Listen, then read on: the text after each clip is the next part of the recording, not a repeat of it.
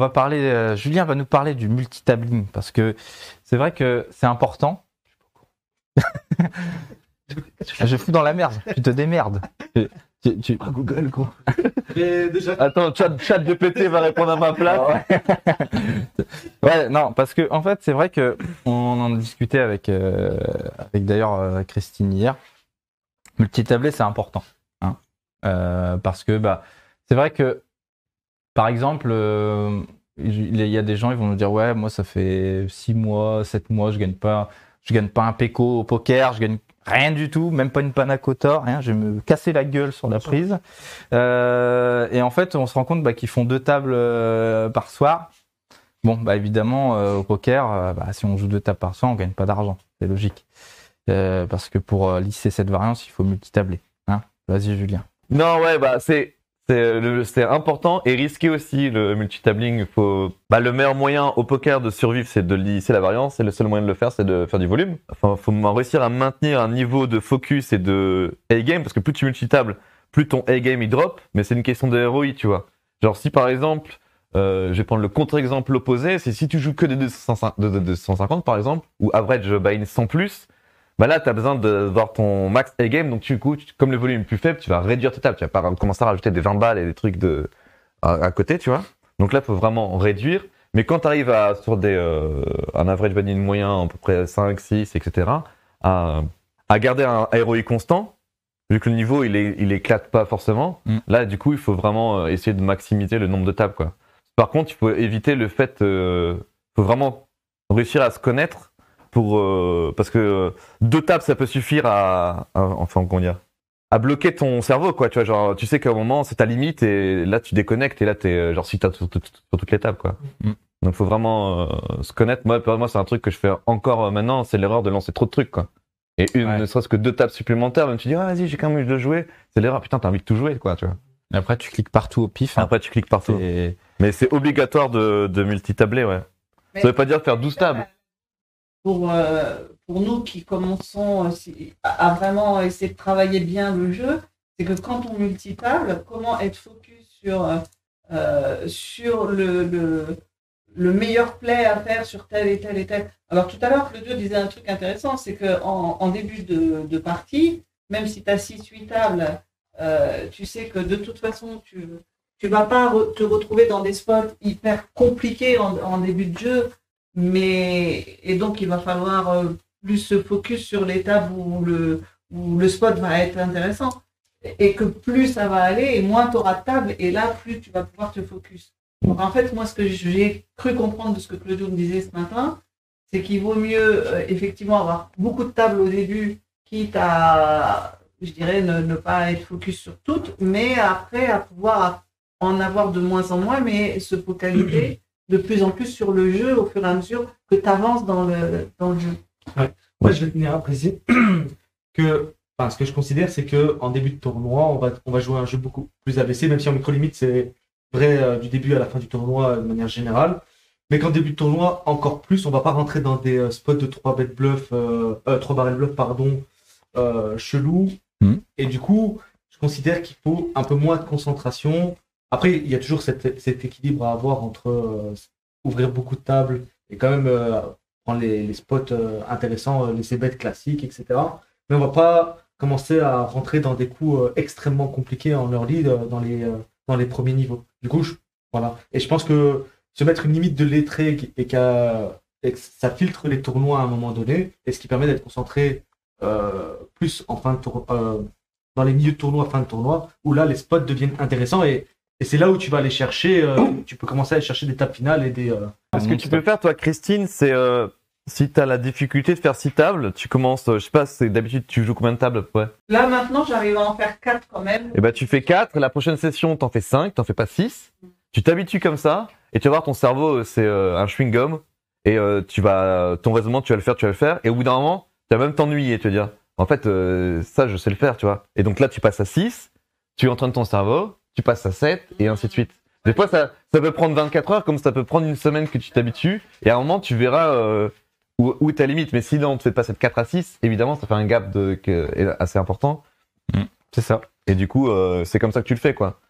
Ce qui peut se passer aussi, si tu n'arrives pas à multitabler, c'est parce que les décisions ne doivent pas être claires non plus dans ta tête. Ah ben évidemment. Donc, il y a beaucoup de fois où je vais être dans la difficulté sur un mot, sur un spot, et là, du coup, ça va me faire perdre du temps sur les autres tables, donc je vais misclick, enfin, tu vois, c'est là où elle est la difficulté de multitabler, c'est que si tu es obligé d'être focus sur un spot parce que tu n'as pas la décision immédiate, facile et claire et automatique dans ta tête, bah, tu perds du temps. Et c'est ça où elle est la difficulté. C'est la répétition en fait. C'est ça. La mémoire musculaire dans un sport, c'est plus tu vas le pratiquer, après ça sera automatique. Mais Ouais. il faut avoir justement... Au début, quand on commence, c'est une passée bête, et puis après, D'où maintenant, c'est bête. l'importance du coaching, c'est qu'il faut travailler son jeu pour ne pas être dans la difficulté sur le moment de telle ou telle décision à prendre. Ouais, il faut être dans la difficulté le moins possible, parce que tu auras toujours des spots difficiles, vu que le poker, il y a des variables, des... Et d'ailleurs, moi personnellement, j'ai commencé à être plus à l'aise quand j'ai commencé à vraiment maîtriser déjà les ranges d'open. Parce qu'au début, on ne sait pas où commencer l'apprentissage, où commencer. Et le B.A.B.A, ça a été les ranges d'open. c'est ça. Tu commences à bien les connaître, tu commences à travailler d'autres ranges, etc. Ouais. Et là, moi, à mon niveau, j'ai encore du boulot et je sais qu'il y a encore des décisions qui sont compliquées parce que j'ai pas assez de théorie. Et... Ouais, c'est ça. Mais comme disait Rémi, en fait, ça va être vraiment la répétition. Mais le problème, c'est que si tu te mets pas, entre guillemets, dans la difficulté, c'est-à-dire que si tu restes sur tes 2 ou 3 tables parce que tu es dans ton confort et que tu montes jamais, bah, ton cerveau, il va pas s'habituer. Mais c'est sûr que les ranges d'open, c'est hyper important parce que, évidemment, quand tu as une décision pré-flop, parce que c'est ce qui va arriver, il faut que ce soit rapide, ces décisions-là, il faut qu'ils soient prises quand même le plus rapide. Après, pour le post-flop, évidemment, là, il faut plus de réflexion. Mais il faut vraiment que le pré-flop, ce soit rapide, qu'on ne perde pas ta time bank et tout sur les décisions pré-flop. Okay, et donc, c'est là-dessus, du coup, qu'il faudra vraiment travailler. Est-ce qu'il y en a d'autres qui ont des soucis un peu pré-flop ou multitablés? Vous avez tous Je trouve que 6 tables, c'est ma zone de confort. zone de confort. Valentin, toi, c'est... Ouais, 6 ça tourne aussi. 4, c'est quand même ma zone de confort, mais 6, ça va tourner aussi. Ok, ça... Moi, à la maison, je suis entre 8 et 12 et ça varie en fonction de mon humeur. Et comme je joue en rentrant du travail, si je suis fatigué, j'aurais tendance à jouer moins de tables. Ouais. Et si je suis en forme, là, je pars jusqu'à 12. Ok. Pour vous deux, je pense que vous êtes encore assez jeunes, faites l'effort de faire des sessions et pousser un petit peu plus qu'à 8, tu vois. Ouais. Genre, après le séminaire, vous allez avoir emmagasiné plein de choses, donc peut-être pas tout de suite, le temps que vous retrouviez, entre guillemets, votre style dans tout ce qu'on vous aura appris, tu vois. Mais je pense, essayez de pousser un petit peu, parce qu'à vos limites, maximiser ton ROI, c'est... si tu dois jouer propre ABC, normalement, tu peux bien poncer en volume, quoi. Et ça va vous permettre de monter plus rapidement, quoi, et de lisser la variance, tu vois. 16 tables, j'ai essayé, 16 tables. C'est stable en full ring, même en full ring ou même en 6, c'est trop. Franchement, 16, c'est trop. En fait, ça dépend des on est pas en personnes. Il y a speed, des quoi. pros qui sont méga connus, qui jouent entre des 200 et des 25K, et les mecs, ils jouent 25 tables en même temps, en stream. Ouais. En stream, ouais. Bon, bah, oui, Et ils prennent toujours une très bonne décision, tu vois. Juste, leur cerveau est habitué, ils voient la vitesse de la lumière c'est ça. Et c'est parce qu'ils sont à l'aise Des comme génies, ça. hein. Tu Des vas génies. lui dire, ouais, moi je joue 26, il va dire, non, mais t'es fou, moi c'est 24, tu vois. Après, c'est principalement un souci d'écran.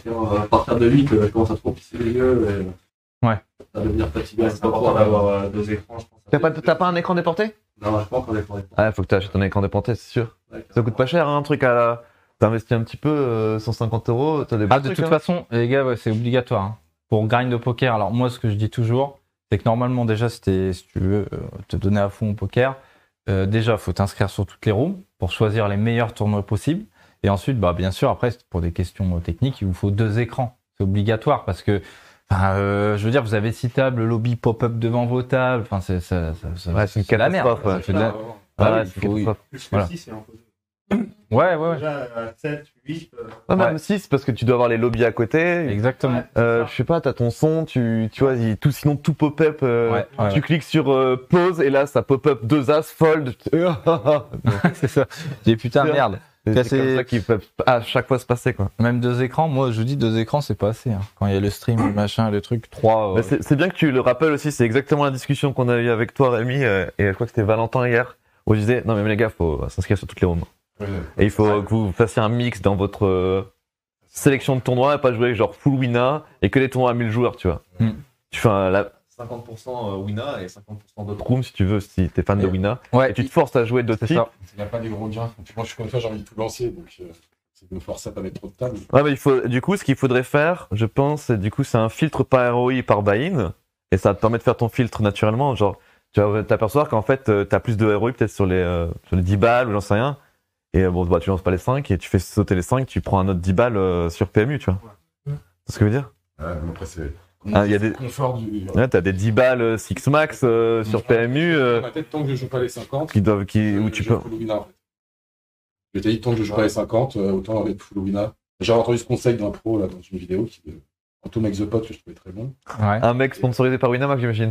Même pas. Non, Auto Make the Pot, on connaît. Pas gagner. Ouais, ça. Tu vois. Alors, Début, en dessous des 50, bah lui il avait rebuild, ça bankroll, et il dit en dessous de 50, je fais que full wina. oui, mais le problème, c'est que ça, faut faire attention aux conseils de Moi, ça pro. m'allait parce que c'était. Oui, voilà. Mais le conseil de pro, lui, il est pro, c'est un excellent joueur, il a poncé le game, etc. Donc lui, bah, jouer que full winner en 10-20, etc. pour rebuild, bon, bah, tu vois, lui, il va le faire.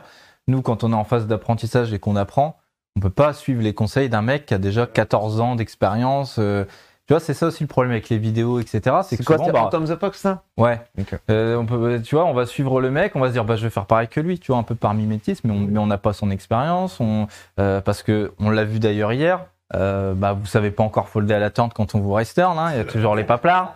River, vous êtes des énormes CS, alors que lui, tu vois, si on parle d'autres pros, etc. Bah eux, ils vont avoir tendance à savoir quoi, tu vois, que les mecs ça bluffe pas. Enfin, je parle évidemment de certains buy-in, etc. Il y avait Takashi Pom d'ailleurs qui disait un peu dans le chat, est-ce que on va vous proposer un set de tournoi, etc. Là, on est évidemment que nous, on a fait qu'une soirée avec vous. On a regardé un petit peu comment vous grindez, mais évidemment, nous, on va essayer de vous conseiller les meilleurs tournois pour vos buy-in. Alors, il y a que Claudio évidemment où on connaît pas. Je connais pas un peu les tournois qu'il y a, mais je pense que par limite. Je connais à peu près tous les tournois qu'il y a sur tous les sites et que vous devez jouer. Mais déjà, ce qu'il faut faire, c'est il vous faut des petits fields. C'est obligatoire. Quand vous lancez votre session, comme je dis souvent, il vous faut vos tournois plaisir, ceux que vous lancez tout le temps, parce que poker, c'est quand même du plaisir, les gars. Enfin, je veux dire, si ça vous fait kiffer de jouer la fièvre, si ça vous fait kiffer de jouer un tournoi où il y a des late trek pendant 5 heures, allez-y, quoi, tu vois. Mais vous voyez, il faut quand même la notion de plaisir. Et il vous faut vos tournois où, ça vous fait chier de les lancer, mais ceux-là, vous savez que vous avez un ROI énorme dessus et que c'est des tournois pour gagner de l'argent ou break-even votre session. Donc il faut un mix des deux. D'accord ? Un peu de plaisir. Bon, souvent, le plaisir, on va pas se mentir, c'est Winamax, hein. Les gros fields, voilà. Et puis, après, ouais, donc c'est là-dessus qu'il faudra qu'on regarde ce qui va le mieux pour vous et un bon mix de tournois plaisir, le tournoi gros field du coup, et avec les tournois où vous allez gagner de l'argent. Parce que c'est là-dessus aussi où on fait la différence par rapport aux autres. Les autres, qu'est-ce qu'ils vont faire ? Ils vont se dire, moi j'ai 500 € de BR, je vais jouer tous les 5 balles de Wina, tu vois. Et en un mois, ils sont broke, quoi, parce que déjà techniquement, ils sont pas prêts, forcément, pour jouer ces 5 € là.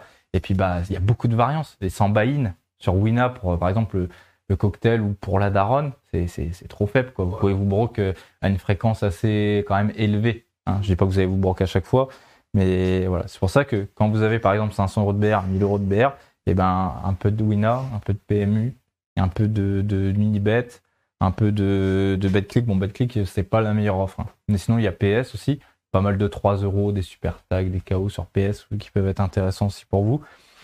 Et voilà, je pense qu'à chaque buy-in, vous avez ce qu'il faut sur le .fr pour avoir une bonne sélection de tournois. Hein. En vrai, clairement, tu chopes tous les 6 max à 300 joueurs. Tout ce qui est à 2000 joueurs, tu t'en joues un de temps en temps, quoi. Ouais.